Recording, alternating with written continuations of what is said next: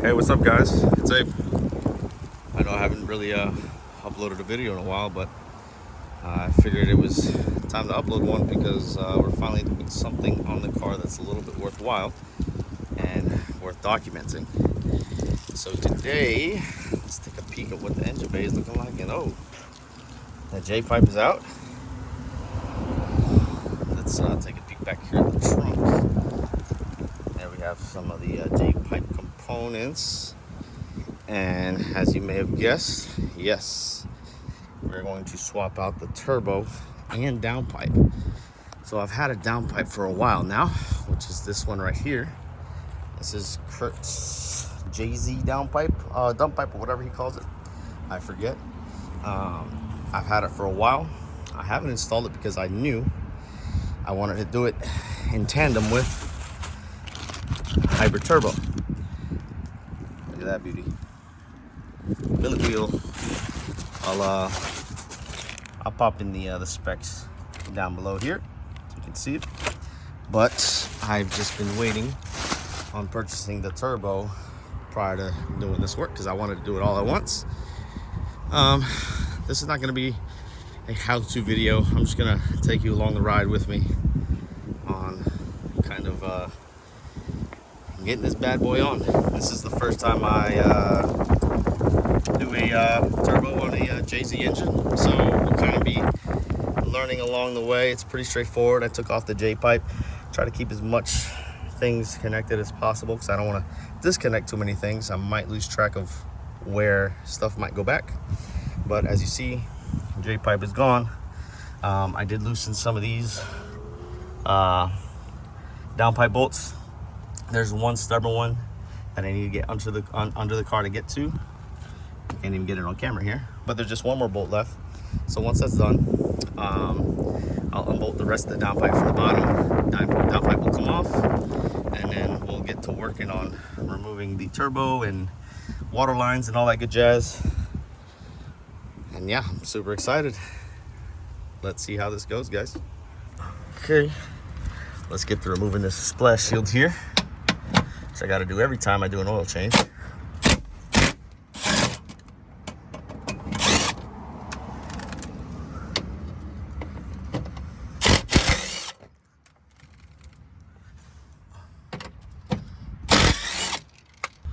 All right, taking a quick peek from under the car. I can already see that there's a bracket there bolted onto the bottom of the turbo. I'll have to take that off. I might just lift this turbo up completely with the manifold. We'll see. Make my way. Whew. Nasty. Okay. Back here. Looks like I got to take, yep, there it is, these 3 19s, which honestly they look like a pain in the ass to get off. Look at that. I do not have any more PB blaster, but let's see if we can get these little 14s off. I do have my 2 impacts there. I have the M18 there when I feel disrespected, when the M12 can't do its job, so I just whip that thing out and remove it. But let's see how this goes. I went ahead and just zapped it out with my impact there. I put a 9/16 side socket on there because the 14 was a little loose and it was going to definitely strip it out. So kind of took it out like butter, thank goodness. All right, let's get to the other side now. I moved this little hanger support off the stock downpipe cat or whatever. So what if you could see on camera, see that bolt? Where is it? Where is it? Where is it? No, no, no. They're way deep in there. Okay, let's see if I can proportion the camera properly. Tight fit.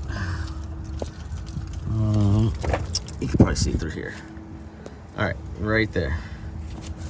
Right there. So there's 3 of those.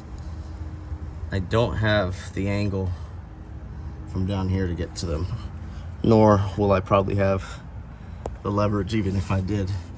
So I think my best bet, there they are. See, 1 and 2 and 3. My best bet is probably to go back onto the top and try to get it on or get it off that way. Wish me luck. All right, I'm not gonna lie, I was scratching my head a little bit here because when I'm down there, I really can't get enough leverage to remove this bolt here. There's 3 of them from the bottom, and from the top I was messing with this little stubby 14 mil down there, so I just went out and bought a longer 14, which I know I'm going to probably need for more leverage, and then I bought a swivel, which I never had. I think this is exactly what I need to kind of get to the bottom under the downpipe and use the swivel to my advantage to get at the correct angle to get my wrench and extensions and 14s to get to those bolts there. Wish me luck. Oh, and by the way, you can't get through your day without some Starbucks. White girl, baby.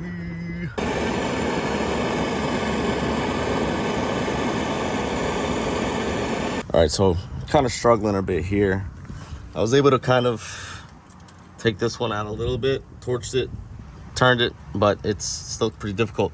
So I noticed that there's a plate right here. See where these bolts are? 1, 2, and then these 2 holes. There's a plate right here. I'm like, I need to remove that, which is this thing here. Let me take this plate out because it's literally all up in my way. So it looks like I have way more access here to get to these bolts. Let's see if I can get it done, man. This is pretty annoying. Barely any room. I'm hoping I can bypass these 3 bolts here, man, and then just try to move this bracket here that's on the turbo, take that off, and then get to that final bolt. I don't know if you can see it right there, just to the left. This one right there. If I can get to that, man, and I can just take this all out in one piece. All right, after struggling for some time, I found a good way to get to that bolt. After I removed this little plate that I was talking about, it goes here and here and bolts up to these 2 bolts as well. I'm able to get my longer 14 up in there, and I was able to turn it loose, thank goodness. So what I'm gonna do, I'm just gonna take this all out, hopefully in one piece, kind of shimmy it out, and then get the turbo or the downpipe or take the turbo off, so then I can proceed to put in the new turbo and downpipe. Wow, what a pain in the ass this has been, guys. Sometimes you just got to think smarter, not harder. Move things out of the way if necessary, because you don't want to be struggling like how I did. Hopefully this video helps, and hopefully you can kind of see where I'm kind of getting at this last bolt. It's kind of hard to film and get to it at the same time. You can see, this camera can focus, we're right there. All right, let's get to it. All right, I got a little carried away, so I drained some of the coolant out. I disconnected these coolant hoses, the oil drain for the turbo down there. Dude, it was so hard to get to, man. Everything is so tight. I ended up getting that clamp off. The oil return or the oil feed, you can't see it, but it's, well, let's see if I can point to it. It's in between the wastegate and this bolt, like right in there. You probably can't see it. There it is. Kind of. Oil feeds there, returns done. What I plan on doing, man, since this is becoming really difficult, I started unbolting all the manifold bolts. I'm gonna see if I can just muscle all this straight up and out of here.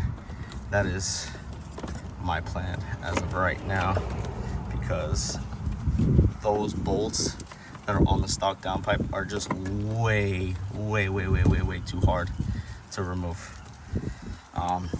And the whole studs are coming out. So I ended up getting the bolt loose, as you see on my last clip on the downpipe, but the stud is coming out and it's starting to hit the back of this housing. So yeah, everything's just really freaking tight, man, unfortunately. So I already loosened all of these here. I took 3 of these out. The last one is loose there, so once this manifold's out, I can easily take it off, but let's see if I can just up and out of this damn thing out of the engine bay all in one piece. All right, guys, so kind of ignore what I was telling you before, where I was going to take it all out as one piece. So I ended up going back under the car, and that downpipe pull that is bottom left, like closest to the block on the bottom left hand side when you're under the car, the stud ended up actually coming barely just off the housing, thank God. So now I'm just gonna remove this last bolt here. I already moved the other ones off the turbo, and this downpipe should freaking come off, man. What a freaking nightmare, dude. Now that I've done this the first time, obviously the next time I do this is gonna be a lot quicker, but this was pretty frustrating to say the least. Whew. Finally out, guys. Not for the faint of heart. There she is. This is the one I was talking about, where it just barely, you can see, just barely started to clear out of there. And I was able to finally take it out, man. Thank freaking God. This shit kicked my ass, not gonna lie. Now we can officially take the turbo out, guys, with the manifold. Hell yeah, let's do it. All right, she's officially out. There she is. Actually, good condition, not much play. I did notice that it was there's a lot of oil in the, not too much, but there was a nice decent amount of oil in the charge pipe. So this turbo is definitely, the seals are definitely out. So thankfully we got the new one.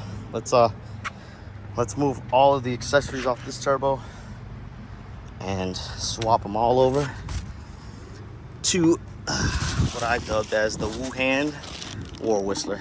Let's go. All right, just a little update. As I said before, I swapped all the accessories from the stock turbo over to the other one. Let's take a look. I ended up just going ahead and started slapping everything together. Downpipe is kind of loosely on there. Manifolds tightened down. I did go to Home Depot and I bought a bunch of these M10 by M10 1.25 by 30 mil bolts. Well, these aren't the ones I'm going to use, actually. It's these. I bought those just in case I needed them, but I'm going to go with these here. These fit perfectly. I got them a little bit shorter than the stock ones because, if you can recall, I didn't want to run into, where is it? I didn't want to run into this issue.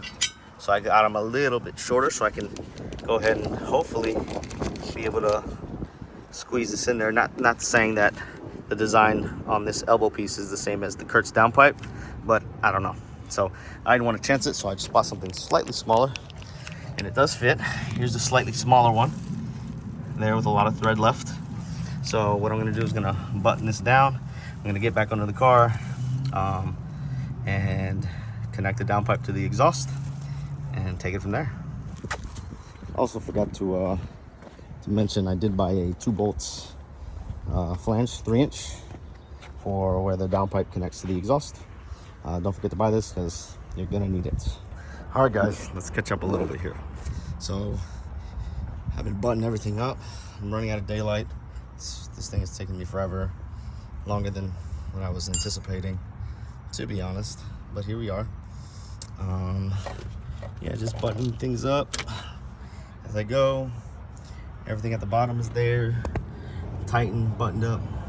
Kurtz downpipe, J-pipe is on.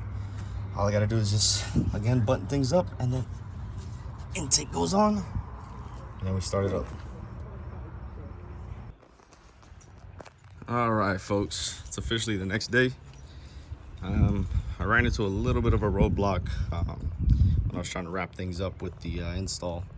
The issue was that my funnel kit to refill the coolant was missing the adapter piece that adapts directly to the Toyota radiator, so that was a little bit of a frustration because that was the only thing holding me back.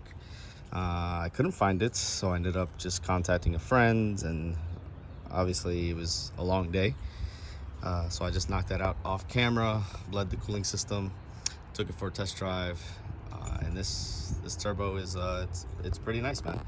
It is a little bit more laggy down low versus the stock turbo, which is kind of expected because of the size. It is a big difference.